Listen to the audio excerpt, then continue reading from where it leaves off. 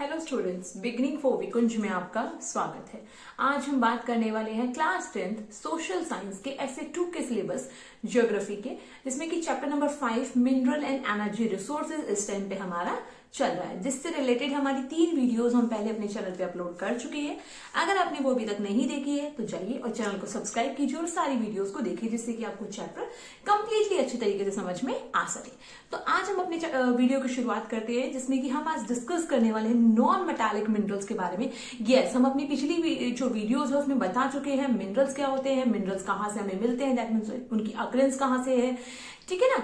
इसके अलावा क्या है, मेटालिक मिनरल्स में से हम फेरस एंड नॉन फेरस के बारे में डिस्कस कर चुके हैं। तो ये सारी चीजें हम देख चुके हैं, और जो फेरस एंड नॉन फेरस है उसके कुछ एग्जांपल्स भी हम देख चुके हैं। लाइक हम आयरन ओर के बारे में, मैग्नीज के बारे में, बॉक्साइट के बारे में, तो इनके बारे में हम क्या है डिस्कस अपनी लास्ट वीडियोज में कर चुके हैं। आज हम बात करने वाले मेटालिक मिनरल्स के 2 टाइप्स के बारे में मेनली। इनमें भी मेन आपका क्या है, एक तरीके से पहला है मिका के बारे में, और दूसरा है जो रॉक मिनरल्स है ना उसमें लाइमस्टोन के बारे में। तो शुरुआत करते हैं मिका से। अगर हम मिका की बात करें तो मिका जो हमें मिलता है वो किससे मिलता है, एक तरीके से ये एक टाइप का ऐसा मिनरल है जो हमें प्लेट्स के फॉर्म में मिलता है, ठीक है ना। प्लेट्स के फॉर्म में या फिर लीव्स के फॉर्म में हमें ये मिलता है। और इसकी एक खास बात ये है कि आप इसको क्या कर सकते हो, थिन शीट्स में ना, चद्दरों में एक तरीके से कहते हैं ना, उसमें क्या कर सकते हो आसानी से, उसी के फॉर्म में हमें मिलता है, तो आप इसको कन्वर्ट कर सकते हो। ये इतनी पतली इसकी लेयर्स होती हैं और उसकी क्या नाम है शीट्स होती हैं ये, कि आप ये समझ लीजिए बहुत कई हजार लेयर्स को अगर हम रखें तो तब कहीं जाकर फ्यू सेंटीमीटर क्या है हम ये देख सकते हैं कि वो उसकी मोटाई होती है, ठीक है। तो इतना ये पतला होता है इसकी जो शीट्स हैं। अगर हम कलर की बात करें तो बहुत ज्यादा क्लियर होता है, पारदर्शी बिल्कुल। इसके अलावा ब्लैक, ग्रीन, रेड, येलो और ब्राउन, इनमें से किसी भी कलर का जो है ये मिका होता है। अब मिका के कुछ स्पेशलिटीज हैं, जैसे कि ये डाई इलेक्ट्रिक स्ट्रेंथ है इसकी, लो पावर लॉस फैक्टर है, इंसुलेटिंग प्रॉपर्टीज है इसकी, रेजिस्टेंस क्या है, हाई वोल्टेज है, ठीक है। तो दैट मीन्स ये सारी प्रॉपर्टी ऑलमोस्ट किससे रिलेट कर रही है, इलेक्ट्रिसिटी से। तो इसी वजह से इलेक्ट्रिक और इलेक्ट्रॉनिक इंडस्ट्रीज में बहुत ज्यादा यूज किया जाता है, ठीक है ना। तो ये सारी प्रॉपर्टी उससे रिलेट करती है। अगर हम बात करें पाया कहाँ पे जाता है, तो ये जो नॉर्दर्न एज है ना छोटा नागपुर प्लेट्यू का, वहां पे बहुत ज्यादा मिलता है आपको। इसके अलावा जो बिहार और झारखंड का जो एक तरीके से पूरा हजारीबाग बेल्ट है ना, जिसमें आपका कोडरमा गया जो प्लेस है, वहां पे आपको बहुत ज्यादा मिका जो डिपॉजिट्स हैं वो देखने को एक तरीके से मिलते हैं।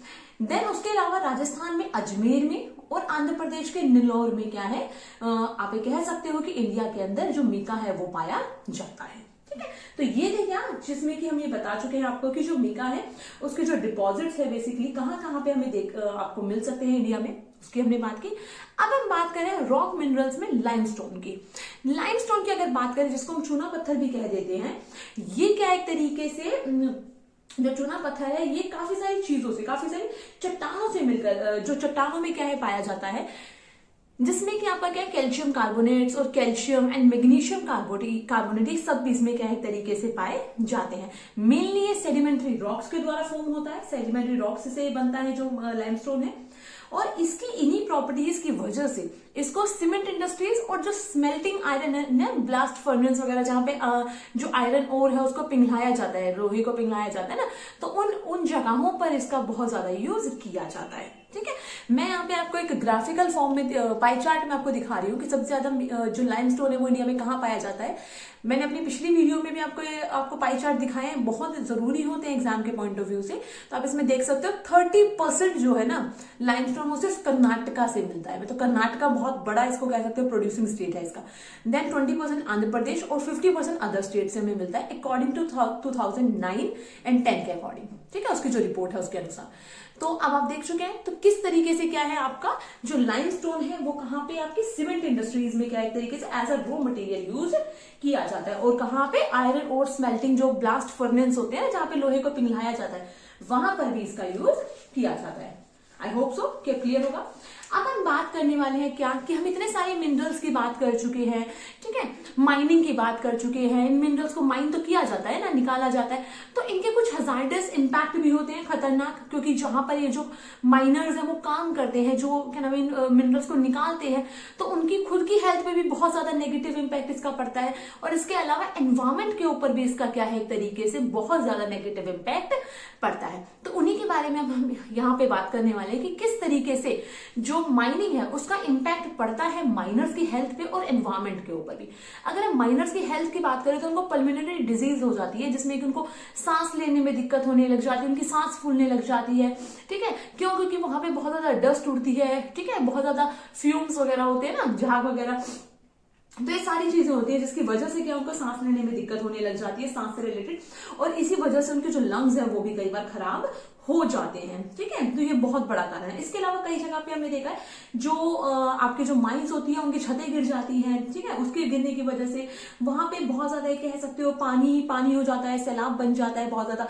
कई बार जो कोल माइंस है वहां पे आग लगने की वजह से भी, तो ये बहुत सारे कारण ऐसे हैं जिसकी वजह से क्या उनकी जो एक तरीके से उनकी हेल्थ के ऊपर नेगेटिव इम्पैक्ट पड़ता है, ठीक है। इसके अलावा एनवायरमेंट की अगर हम बात करें तो वहां से क्या है, जो वाटर रिसोर्सेज है उनमें बहुत ज्यादा जहरीला पानी छोड़ दिया जाता है, तो पानी क्या है प्रदूषित हो जाता है, वो खराब हो जाता है।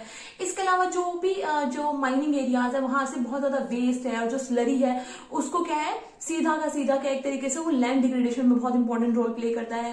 इसके अलावा सोइल पोल्यूशन होता है, रिवर पोल्यूशन होता है, एयर पोल्यूशन होता है, धूल मिट्टी इतनी ज्यादा उड़ती है, तो इससे क्या एक तरीके से नदियां भी क्या है आपकी पॉल्यूटेड हो जाती हैं, और इस तरीके से डिफरेंट काइंड ऑफ जो पोल्यूशन हमें देखने को इन माइनिंग जो एक्टिविटीज है उसकी वजह से देखने को मिलता है। ये कह सकते हैं माइनिंग इंडस्ट्रीज की वजह से देखने को मिलता है, जिसका एक ही सबसे बड़ा सॉल्यूशन है वो क्या है कि हमारी गवर्नमेंट को ऐसे रूल एंड रेगुलेशन बनाने चाहिए, और बनाने के अलावा उनको इम्प्लीमेंट भी करवाना चाहिए, जिससे कि हमारे एनवायरमेंट को भी और जो माइनर्स हैं उनकी हेल्थ को भी हम ध्यान में रखकर क्या है कुछ जो स्ट्रिक्ट एक्शंस हैं वो ले सके, जिससे कि हम आने वाले टाइम पे इन इंडस्ट्रीज को जो है एक तरीके से जो माइनिंग एरियाज है उनको किलर इंडस्ट्री बनने से रोक सके। क्योंकि आपने देखा अधिकतर जो माइनर्स है उन्हें सिर्फ अपने काम से मतलब होता है, और जो उनके मालिक होते हैं ना, माइनर्स के जो मालिक होते हैं उनको सिर्फ अपने काम से मतलब होता है, माइनर्स की हेल्थ से कोई मतलब नहीं होता कि वो किस सर्कमस्टेंस में किस तरीके से काम कर रहे हैं। मैं आपको एक शॉर्ट वीडियो और अभी आने वाले टाइम पे अपलोड करने वाली हूँ, जिसमें आपको बताऊंगी मैं कि किस तरीके से जो माइनिंग एक्टिविटीज होती है ना, तो उसमें किस तरीके से इनकी हेल्थ के ऊपर बहुत ज्यादा असर होता है, इनको कितनी गहराई में उतरकर जो माइनिंग जैसी एक्टिविटीज है ना वो करनी पड़ती है, कितनी बड़ी बड़ी मशीनों के साथ इनका एक रिस्क होता है, रिस्किंग फैक्टर होता है, तो इनकी हेल्थ को लेकर भी और इनकी लाइफ को भी एक बहुत ज्यादा थ्रेटन होता है, खतरा होता है जब ये इतनी जो एक्टिविटीज है ना, मतलब मिनरल्स को निकालने की, डिगिंग करने की जब ये प्ले करते हैं, तो बहुत ज्यादा रिस्क कह सकते हो इनकी लाइफ के लिए हो जाता है।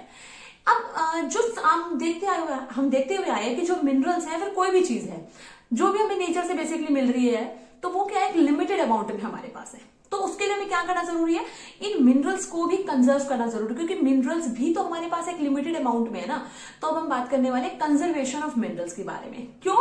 क्योंकि जितनी तेजी से हम कंज्यूम कर रहे हैं ना मिनरल रिसोर्सेज को, जितनी तेजी से हम यूज कर रहे हैं, ये समझ लीजिए उतनी तेजी से तो बनते भी नहीं, इनको बनने में हजारों करोड़ों साल लग जाते हैं, ठीक है, और उस टाइम पीरियड में बहुत थोड़े से ही जो रिसोर्स मिनरल्स हैं वो बन पाते हैं। दैट मीन्स ये कह सकते हैं कि इसका जियोलॉजिकल प्रोसेस जो है ना मिनरल्स के बनने का, वो बहुत ज्यादा स्लो है, और वो इतना स्लो है कि इसका जो सोचो बनने का प्रोसेस इतना स्लो है, तो जो इसका रिप्लेनिशमेंट का जो प्रोसेस है वो कितना होगा, कैसा होगा, तो वो भी क्या अपने आप में समझ रहे इन्फिनिटली स्लो है, स्मॉल है, बहुत छोटा है, ठीक है, इतना स्मॉल है कि जिसमें कि हमारी अगर हम स्पीड की बात करें तो कंजप्शन की बात करें वो उसका कंपैरेटिवली बहुत ज्यादा फास्ट है। दैट मीन्स हम यूज तो बहुत तेजी से कर रहे हैं, बट उतनी तेजी से ये रिप्लेनिश नहीं हो पाते। और जो मिनरल रिसोर्स है इसमें क्या नाम है, कह सकते हो कि ये क्या है काफी हद तक तो नॉन रिन्यूएबल है, जिसको कि हम दोबारा से रिन्यू भी नहीं कर सकते, ठीक है। तो इसी वजह से हमें क्या है, जो मिनरल्स हैं बहुत लिमिटेड अमाउंट में है, तो हमें क्या करना चाहिए, इनको बहुत ज्यादा प्लानिंग के साथ और सोच समझकर खर्च करने की या फिर यूज करने की जरूरत